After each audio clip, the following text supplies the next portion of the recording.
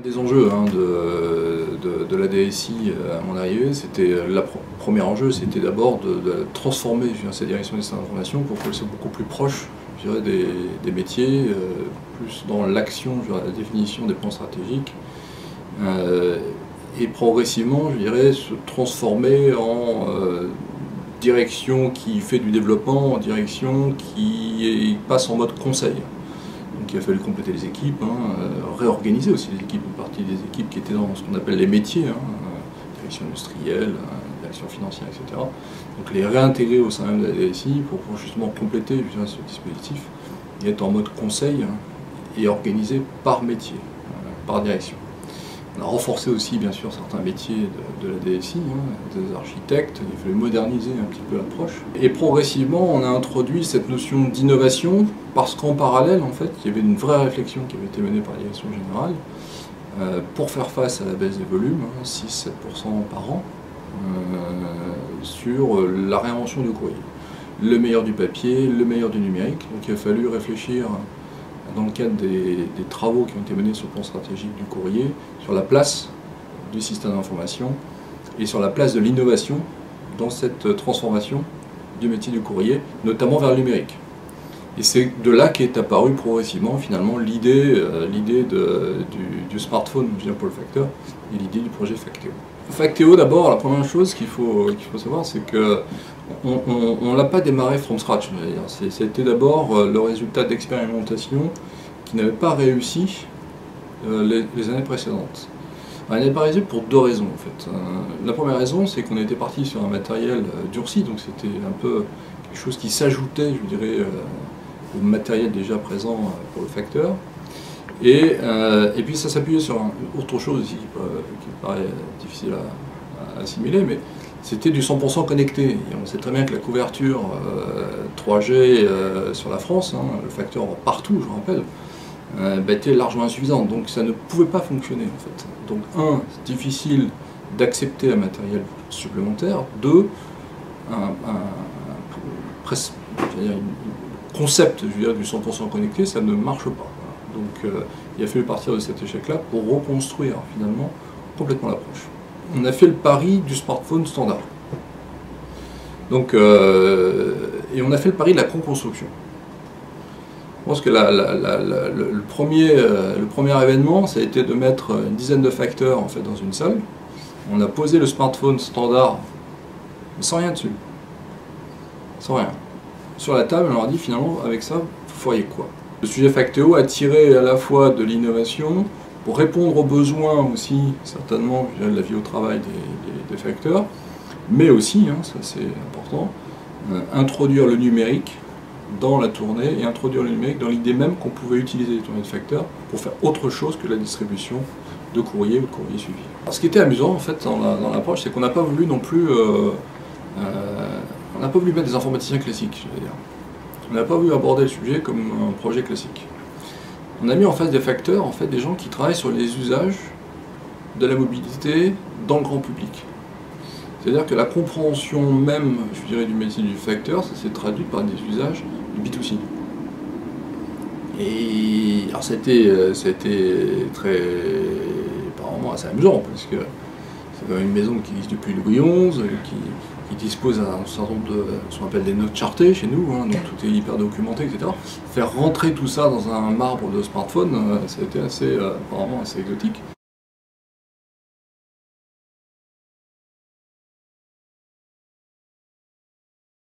Le simple fait d'avoir mis en face des facteurs, des geeks, on a mis des jeunes geeks, donc c'est des gens qui sont dans l'idée de faire autrement, avec des facteurs qui, eux aussi, finalement, ont naturellement l'idée de faire autrement parce qu'ils connaissent le métier au quotidien, très opérationnel. Je pense que la IFG2, ça nous a permis en fait justement d'arriver à des solutions simples d'usage, avec un principe d'ailleurs que je vais demander dès le départ, c'est qu'il y ait zéro formation sur ce plan. Donc il fallait absolument que le facteur, dès qu'il prend possession en fait, de son smartphone, au-delà de l'usage standard, quand il part en tournée, c'est 15 minutes.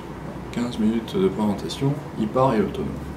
Donc, et ça, pour que ce soit possible, il a fallu que ce soit eux qui le fassent, co-construction, et qu'en face, on ait des gens qui trouvent des solutions mobiles, donc avec des jeunes, des jeunes geeks, qui sont partis directement sur la construction en fait, de l'application d'un point de vue mobile, charge ensuite l'informatique classique d'intégrer tout ça et d'interfacer tout ça avec le SI industriel, qui lui bien sûr est beaucoup plus lourd et beaucoup plus classique. Avec eux, c'est naturellement la méthode agile. Ils ont des... Ils ont une liberté assez marrant d'ailleurs, parce que souvent on parle de la wave generation, elle n'arrive que maintenant. Ça fait plusieurs années qu'on en parle, mais en fait dans les entreprises elle n'arrive que maintenant. Et c'est vrai qu'avec Facteo, du coup, on a fait pas mal de recrutement. On a eu la chance de pouvoir recruter aussi à la Poste sur ces générations-là, sur ces profils-là. Et puis je pense qu'on intègre progressivement des notions de cycle, c'est-à-dire que on passe en fait de cycles longs, projets traditionnels, à des cycles courts, mais en même temps un cycle court, méthode agile, ça peut dire pourtant désordre, bien au contraire. Donc il a fallu aussi, je dirais quelque part, mettre de l'ordre dans cette capacité à sortir des versions et finalement de former aussi à l'entreprise cette génération geek. Avec Alain Valentin, qui était à la direction industrielle, co-sponsor sur ce projet-là, on s'était fixé d'abord, la première échéance, c'était les 1000 premiers. On voulait absolument avoir 1000 facteurs qui, à fin 2012, c'était l'engagement initial, 1000 facteurs qui partent tous les jours, enfin leur tournée, et montrer que ça marche. Donc ça, c'est fait. 2013, on se fixe une échéance à 10 000. Le vrai symbole, ce sera quand on aura 100% des facteurs, couverture nationale, qui travailleront au quotidien avec Facteo. Et si là-dessus on y ajoute des vrais autres contrats, des vraies expériences business nouveaux en dehors de la distribution de courrier, je pense qu'on a gagné un pari.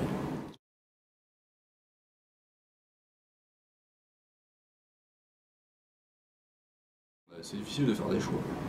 Entre des choix d'OS, Microsoft, Android, Apple, il n'y a pas un qui s'impose. Les choix de matériel, il n'y en a pas un qui s'impose.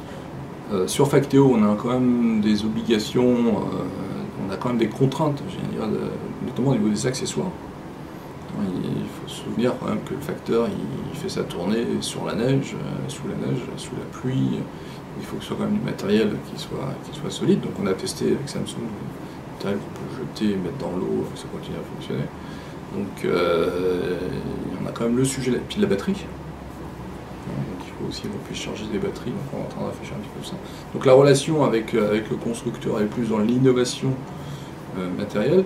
Le vrai sujet sur lequel il faut qu'on travaille, c'est la gestion de flotte. Le MDM, le TEM, tous ces concepts, je dirais, qui apparaissent progressivement et qui évoluent pratiquement tous les jours, là, il faut qu'on arrive à construire quelque chose de solide, parce que demain, il va falloir gérer quand même une flotte de 100 000 smartphones. On pense d'ailleurs y ajouter la flotte des smartphones qui ne sont pas des smartphones facteurs. On a aussi les smartphones des dirigeants, des commerciaux. Donc on a aussi une flotte de plusieurs dizaines de milliers de smartphones à ajouter à tout ça. Et cette gestion de plateforme, c'est quelque chose qu'il va falloir qu'on construise, avec aussi une notion de support. On voit bien que 100 000 personnes, c'est aussi un niveau 1 en termes de support, qui est très proche finalement du support B2C, du support finalement d'opérateur. Puisqu'il va falloir répondre en fait aux facteurs, aux techniciens de maintenance, aux commerciaux qui ont perdu l'accès parce que le code PIN n'est plus bon, le téléphone qui ne marche plus. Donc il va falloir qu'on soit en capacité de pouvoir aborder ce sujet-là sur une population très très vaste. L'idée, c'est de rendre le smartphone standard, mais du coup complètement agnostique. Parce que si on commence à y intégrer et faire en sorte que les applications qu'on y met dessus dépendent de la version de l'OS et dépendent du matériel, on n'est pas sorti de l'auberge. Donc il faut vraiment qu'on arrive à construire en fait, des architectures qui nous permettent en fait, justement de pouvoir rendre tout ça complètement agnostique, surtout ouvert sur Internet, puisque un des sujets aussi demain, c'est de pouvoir intégrer en fait, dans notre plateforme globale, au sens très générique du terme Facteo, des nouveaux services, et pourquoi pas imaginer que des entreprises viennent y déverser en fait, d'autres applications qui sont les leurs, que le facteur utilisera en fait, pour rendre les services à cette société-là. On avait deux étapes sur ce projet-là. La première étape, c'était 100% innovation. Donc ça, c'est ce que j'appelle la maison de paille. Au début, il y avait très peu d'intégration finalement avec le socle industriel. Ensuite, on a commencé à intégrer en fait, quelques fonctionnalités, une maison de bois, en fait, avec quelques outils industriels. On s'est vite aperçu que c'était pas très compliqué puisqu'on a eu la chance en fait d'investir très récemment en fait sur ces outils industriels. Du coup, on les a posés en fait dans des architectures qui permettent assez facilement finalement de les intégrer. On appelle des bulles internet chez nous.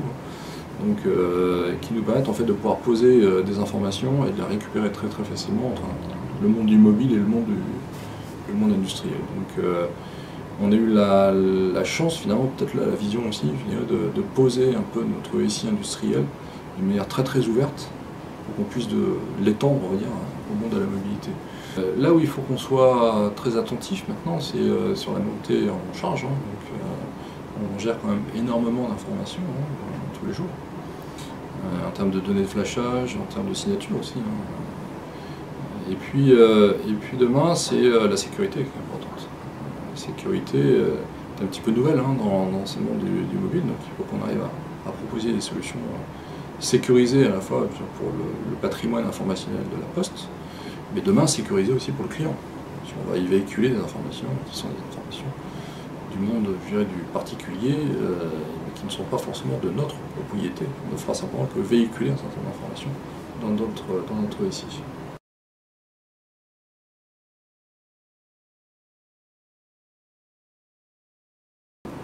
Je pense que sur les sujets de formation, c'est 0%, zéro formation. C'est un principe, c'est-à-dire que ça obligeait finalement nos équipes projet, aussi bien d'ailleurs direction industrielle que DSI, à construire quelque chose qui soit de très simple à l'usage. Il faut que le facteur, et comme ça a été construit avec lui, se reconnaisse immédiatement dans l'application. Il ne faut pas qu'il ait à inventer en fait quelque chose ou qu'il ait à imaginer qu'on puisse avoir pensé la solution de manière différente de son côté opérationnel au quotidien.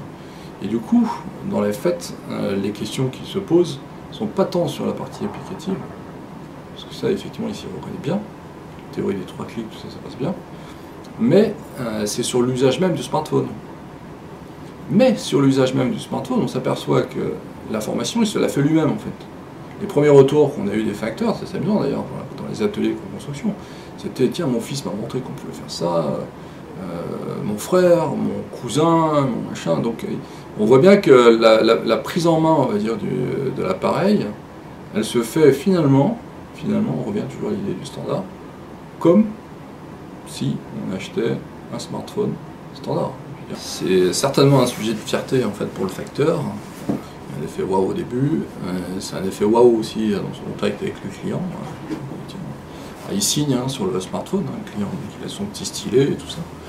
Donc, et puis je pense que c'est en termes d'image même de la Poste, c'est fantastique en termes de modernité.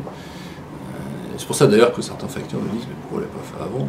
Certains concurrents l'avaient déjà, quoi. Sauf que les concurrents n'ont pas un smartphone standard, ils ont du matériel durci. Ça pulse avec la Poste, c'est plus que ça. Enfin, je pense que toutes les idées qu'on développe autour du numérique, autour du mobile, enfin on voit bien qu'on a une puissance extraordinaire, par notre proximité avec les Français au quotidien, 6 jours sur 7. Ce sont des choix qui ont été faits aussi par la Poste. Et de maintenir cette présence sur le territoire à travers le facteur, les bureaux, et d'essayer d'optimiser au maximum, je dirais, ce réseau-là, en y intégrant des nouveaux services. On s'intègre véritablement dans l'évolution du pays. On n'a pas la partenariat qui a été lancé sur la e-santé. On travaille avec la banque aussi, la banque postale, qui a ses propres activités. On travaille avec l'enseigne, donc avec les bureaux de poste. On a beaucoup de contacts aussi avec, j'ai beaucoup de contacts avec d'autres organisations, SNCF, Air France, etc. Donc on est en train de réfléchir aussi un petit peu, pourquoi pas, je veux dire, imaginer des services communs, ou en termes d'architecture même, pour revenir un peu au rôle de DSI, on est en train d'essayer de regarder si on ne peut pas construire aussi des modèles d'architecture qui soient pas très différents, pour essayer finalement de rendre ce socle, je dirais, mobile, accessible pour toute catégorie de services. Je pense que l'idée, elle est là. C'est pas de la banalisation, c'est plutôt de la standardisation. On va essayer d'imaginer demain que tout ça nous permettront de faire véhiculer finalement des informations sans interruption, quelle que soit, je dirais, l'activité tout ça dans un seul objectif, c'est d'utiliser en fait la présence sur le territoire des facteurs comme un levier de la distribution de vos services. Je pense que cette présence, pour le coup, elle reste. Et quand on parlait tout à l'heure du meilleur du papier et du numérique, c'est le meilleur du papier et du numérique et de l'humain aussi. Parce que je pense que le facteur n'est pas numérique. Hein.